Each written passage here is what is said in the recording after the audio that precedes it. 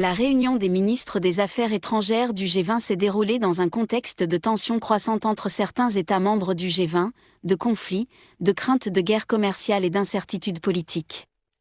À l'issue de cette réunion de 2 jours, Ronald Lamola, ministre sud-africain des Relations internationales, a déclaré aux médias que les ministres réunis pour l'occasion avaient convenu de soutenir tous les efforts en faveur d'une paix juste dans les régions en proie à des conflits. Concernant les conflits et les guerres en cours en Afrique, au Moyen-Orient et en Europe, les participants à la réunion ont réaffirmé que tous les États devaient agir d'une manière conforme aux désirs des peuples et aux principes de la Charte des Nations Unies.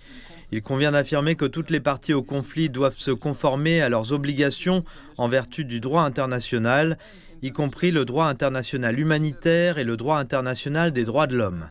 Guidés par ces principes, les participants se sont mis d'accord pour soutenir tous les efforts en faveur d'une paix juste en Ukraine, en Palestine, au Soudan, en RDC et dans d'autres conflits majeurs à travers le monde.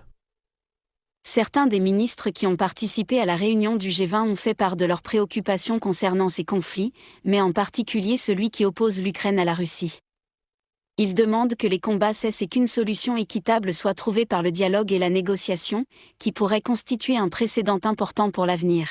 Eh bien, l'Ukraine a été évoquée au cours de ce G20. Je pense que la grande majorité des membres du G20 estiment que les différends doivent être réglés de manière pacifique et que les violations doivent l'être aussi.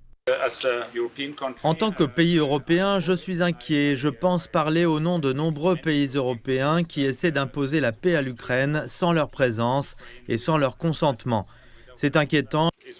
Les ministres ont également convenu de la nécessité de soutenir et de reconnaître que les voix africaines devaient être entendues et participer aux travaux du G20.